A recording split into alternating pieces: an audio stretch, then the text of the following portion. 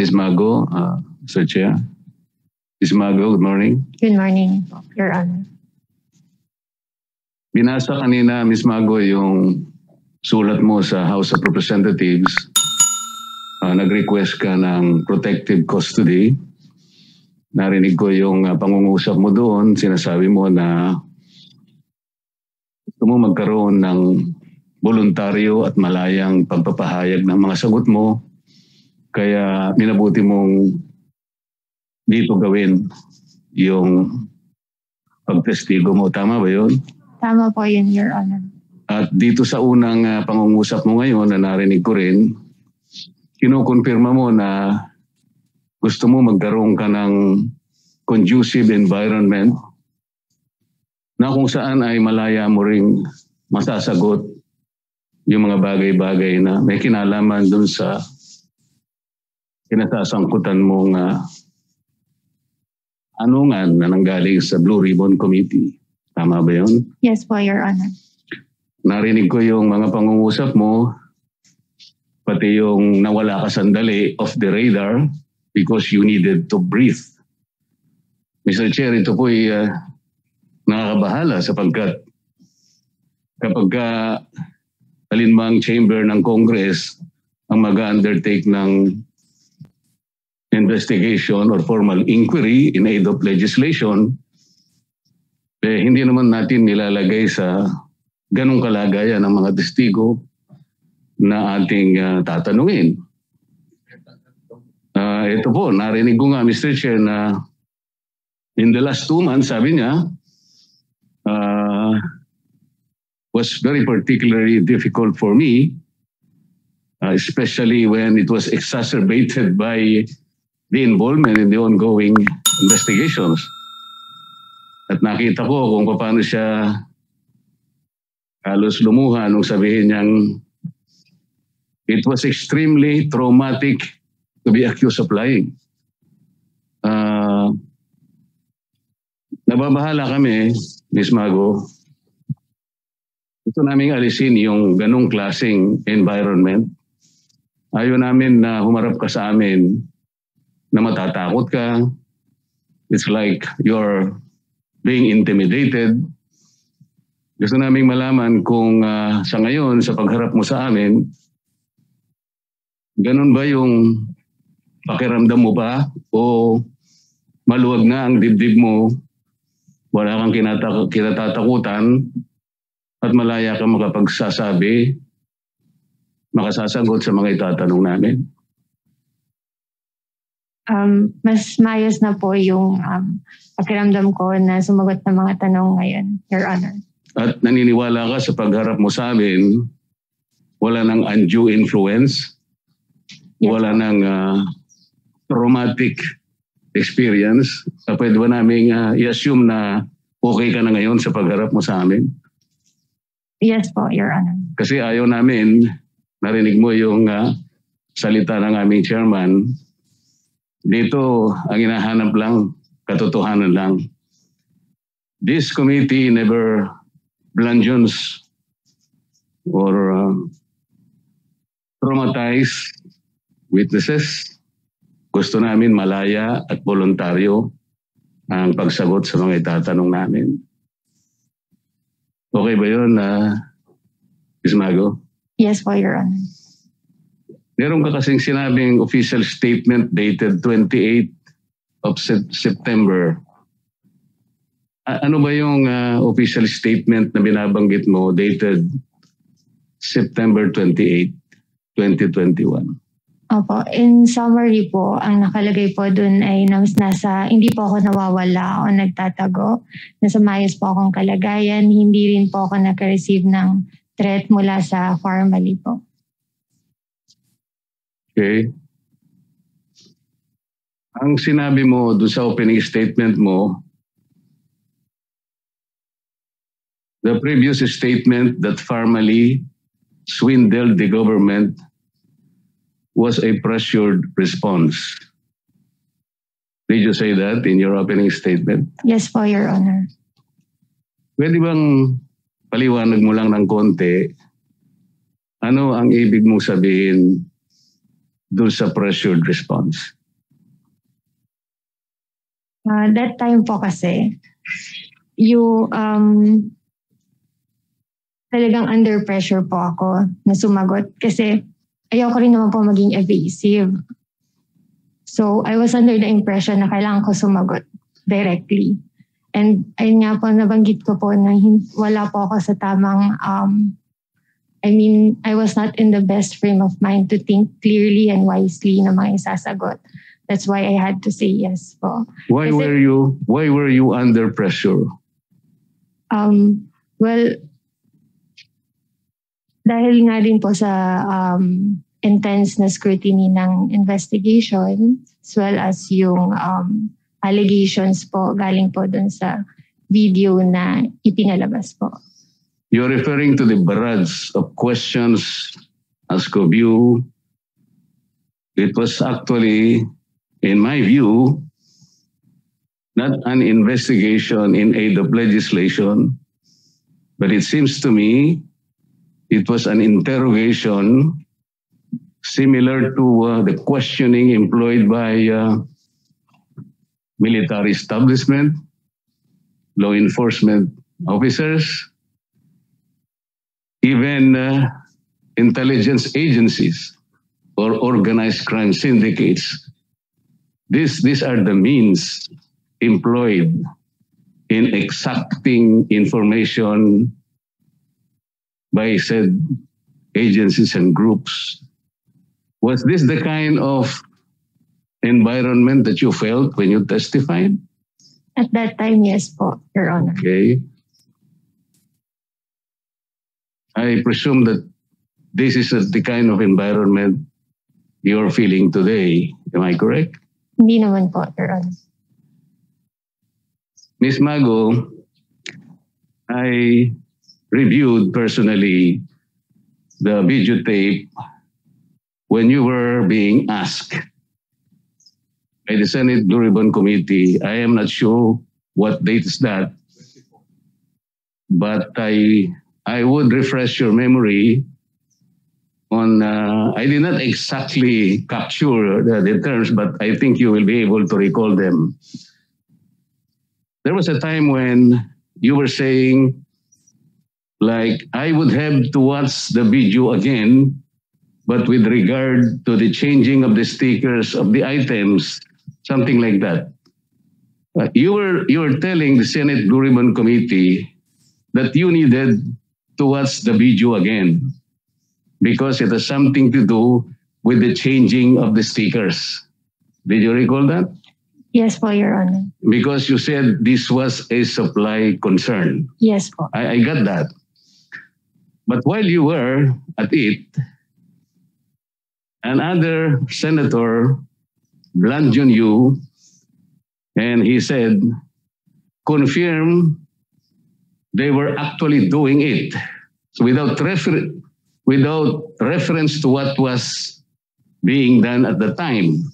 And then you said again, that is something I cannot deny.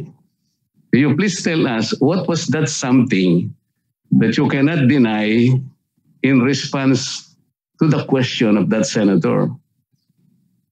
Opo, Mr. Sherman, nabanggit ko rin po sa aking opening statement na nagkaroon nga po ng mix-up ng mga product certificates kasi nga po minerge namin yung mga packs ng face shields na with broken quantities to form nga yung uniform 10 face shields per packaging. So, per packaging po kasi, isa lang yung product certificate na ilalagay. And as a result, yung mga ibang product certificates na discard na po. So that was the kind of thing that you were referring when you said changing of the stickers. You were referring to the inconsistent packaging that you mentioned in your opening statement. Because you needed to arrive at the packaging of 10 face shields in one package para maging consistent, sabi mo rito. And then you made reference to this na there were dates like April 2020 with expiry dates of 2 years, which is the same with April 2021 with expiry date of 2 years, meaning to say the two stickers mean the same thing, that the expiry date is 3 years. This is the one you are referring to, Madam? I'm not sure po dun sa mga details ng mga product certificates namin, Your Honor.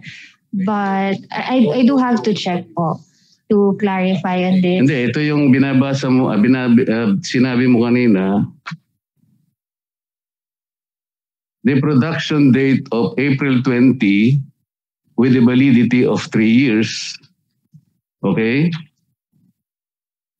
Whereas the new certificate has a production date of April 2021 with the validity of 24 months.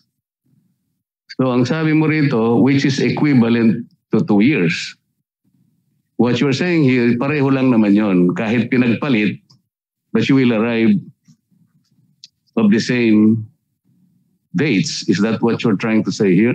In conclusion po, Your Honor, what I'm trying to say is that wala pong expired na face shields. Yes, in saying that you change, in the change of the stickers, walang nasakripisyo na validity or expiry dates. It was just a simple item of supply concern connected with the repacking of the face shields. That is what you're telling the Senate Blue Ribbon Committee at the time. Yes, po, Your Honor. However, the senator butt in again, and he got on record something like this, placing on record only that they were switching the expiry dates. And so, makikita mo dito, you were referring to the changing of stickers, but the senator butt in and he supplied, as if putting words into your mouth, that you were switching the expiry dates. Did you recognize that? At that time po, hindi ko po siya napansin that they were referring so to hindi mo expiry napansin na yung salita mo na changing the stickers was replaced by switching the expiry dates. Hindi ko po siya napansin at that time. Hindi mo napansin, pero yung sagot mo, sabi niya, Mr. Chair, I wanted to place on record that they were switching the expiry dates. Pagkatapos, tinanong ka ng chairman, is that true? That is something I cannot deny. Yun ang sinabi mo. Pagkatapos, tinanong ka uli, so you were swindling the government. At ang sagot mo, that is something I cannot deny. The series of questioning, like sabi niya before this, sinibasib ang pondo ng bayan. There's already a conclusion. Kung matino kang babae, sabi niya sa'yo, di ba? Did you hear that? Opo. Tinatanong ko lang naman, ganito. Mayayaman sila, may mga kotse. Kung matino kang babae, something like that. So all these things you felt. Sabi, at ang huli niyang tinanong sa'yo, pag tinanong pa kita, ngayon, baka mahulog ka na sa silya mo. These are the kinds of threatening and intimidating environment you were placed in. So, when you said that you swindled the government, with formally, is this the one that you referred to in your opening statement? That is a pressured statement? Yeah. Do you want to explain this further? Okay.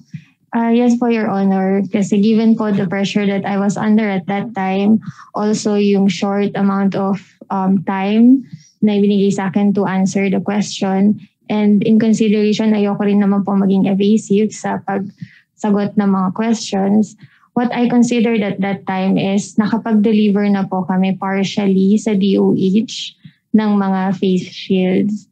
And yun po yung nag-prompt sa akin to answer, I believe. So kasi there is the fact na nasa warehouse na po siya ng DOH. But then again, after reviewing my statements po after the hearing, dun ko po na-realize na hindi ko na-consider yung fact na hindi pa po siya na-accept or inspect and accept ng DOH po. So yun po yung clarification na gusto kong ibigay. Nung tinanong ka niya, so you swindled the government, you could have said, no sir, why did you not say that? Ayun nga po, I was also under pressure. And what came to mind was, nagkaroon nga po ng partial delivery sa DOH. So, ayun po yung nag-prompt ng sagot ko, Your Honor. You're saying that you were confused. Yes po, Your Honor. You were confused that somehow there was already a partial delivery. What has the partial delivery to do with the confusion, Ms. Mago? Well, ito po kasing mga dineliver namin sa DOH contains the mixed product certificates nga po na in-explain ko sa aking opening remarks. So, there was that confusion po when I answered the question.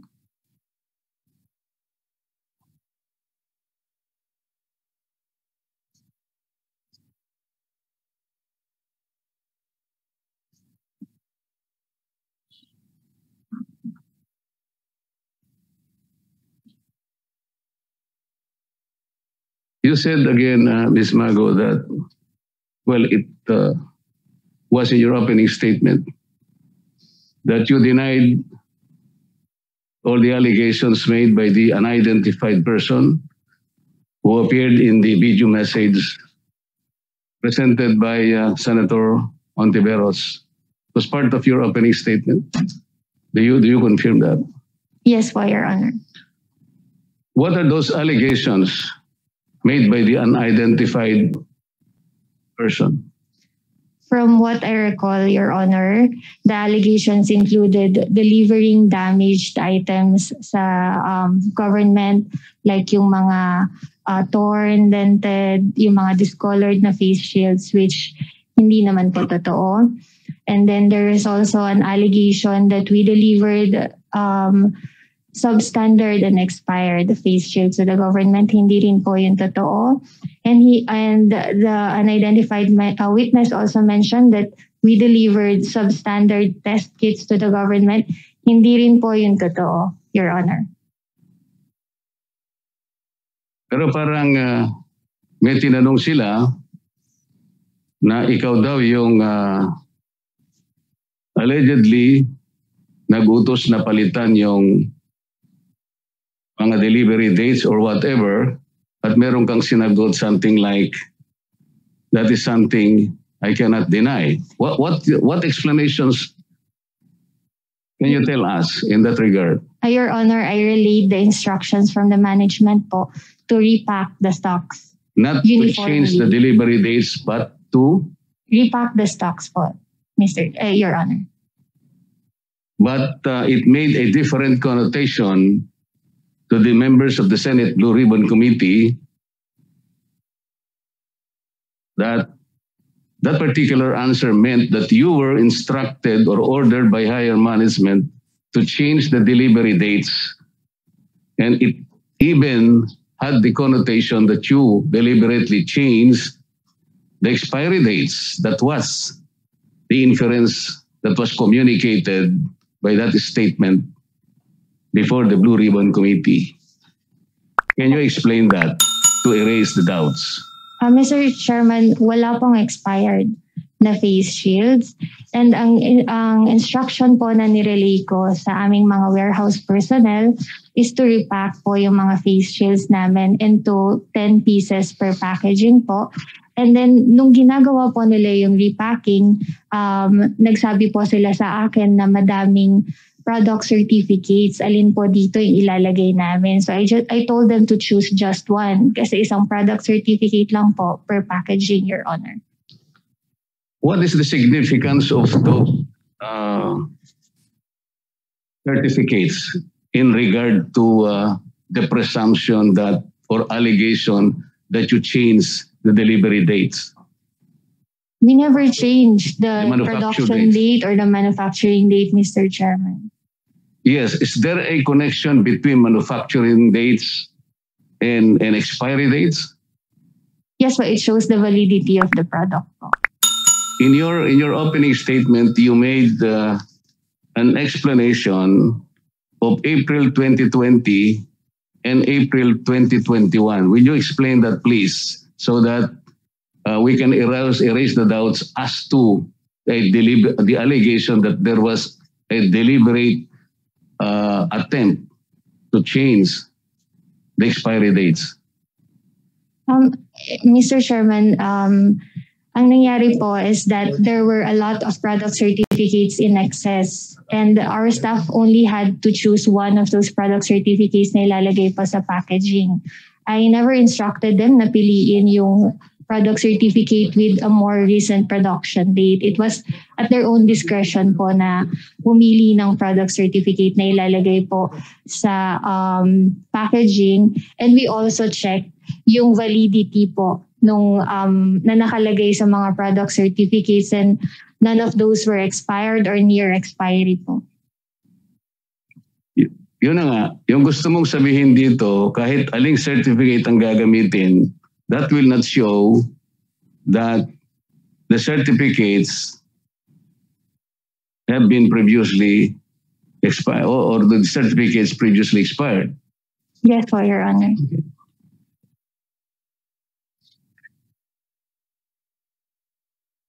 Can you now tell us categorically that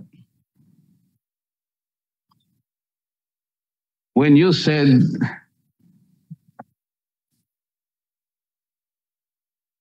or when you answered that that is something I cannot deny to the question whether or not formally swindled the government, you were in a condition of extreme pressure. Yes po, Your Honor. That, according to your own statement, you cannot think clearly because of the pressure that was exerted by the manner of questioning by the Blue Ribbon Committee. Yes po, Your Honor. Huwag kang matakot, Ms. Mago, because even the courts will allow a retraction, a repudiation of a previous statement made by any witness if these testimonies and statements were made under duress and under intimidating influence. So, sinasabi mo ba sa amin ngayon na kaya mo lang nasabi yon not only because you were not in your best frame of mind at that time because of undue pressure, of undue influence, because you were intimidated, because of the badgering? Ito ba yung gusto mong sabihin sa amin ngayon? Yes po, Your Honor. You were there when that unidentified person was introduced as a witness. You were there, right? Yes po, Your Honor. Did you see that person, whether or not he took his oath before he made those statements before the Senate Blue Ribbon Committee? No po, Your Honor. Mr. Chair, palagay ko, hindi nga siya pinasumpa dahil hindi naman binigay ang pangalan niya. Hindi siya makakasumpa simply because he was incognito. Dito kasi sa amin, hindi namin tatanggapin yun eh. We cannot accept the testimony of a person na ayaw magpakilala. At hindi naman susumpa kung sasabihin niya sa amin ay totoo o hindi. It's a waste of time. First of all, it's not admissible in evidence. Ms. Mago, nung ikaw ay unang imbitahan inisip mo siguro na inimbitahan ka because you are a resource person. Somebody who can shed light to the questions that will be propounded on you, tama? Tama po, Your Honor. But you ended up being publicly humiliated. You ended up like you were an accused. Because sinasabi nga namin, it was not the proper investigation in aid of legislation as enunciated in the Constitution, but it was an interrogation. It was prosecution, actually. Did you notice that? Yes po. Alam mo, Ms. Mago, maski yung mga police officers, kapag ka ikaw ay suspected, mga rin-aresto ka, bibigyan ka pa rin ng tinatawag na Miranda warnings. Pwede nilang sabihin sa'yo, okay, you have the right to remain silent, you have the right to engage your own counsel, anything that you will say may be used against you in any court of law. When you place yourself in that interrogation before the Blue Ribbon Committee, meron ba nagsabi sa'yo na pwede mong sagutin yan, pwedeng hindi? Baka ma-incriminate ka. Did they tell you that? Wala po. Wala.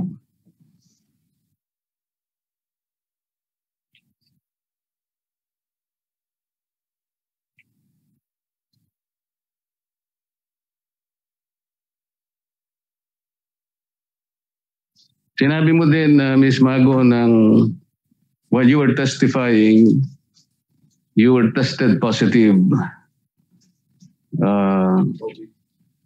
with COVID-19. Is that true? Yes po. And because of the overwhelming pressure that you got and the intense scrutiny, it had a detrimental effect on your mental health. Is this correct? Yes po, Your Honor. Did you see a doctor? I had no chance po. Why did you say that it had a detrimental effect on your mental health?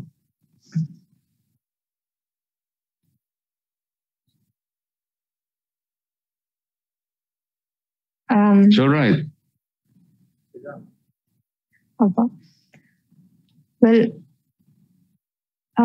when I was positive po for COVID, I manifested the signs and symptoms po, especially yung dry cough. And it gets worse every day. But I do inform naman po yung City Health Office. Nakakausap ko naman po sila every day and they monitor. And also, dahil nga po dun, nagkaroon ng decline in my physical health first. And then, ongoing nga din po yung mga investigations at that time. And especially the hearing last September 2021 at the Senate Blue Ribbon Committee po, I was really traumatized by what happened, and it really had a negative impact on my mental health po.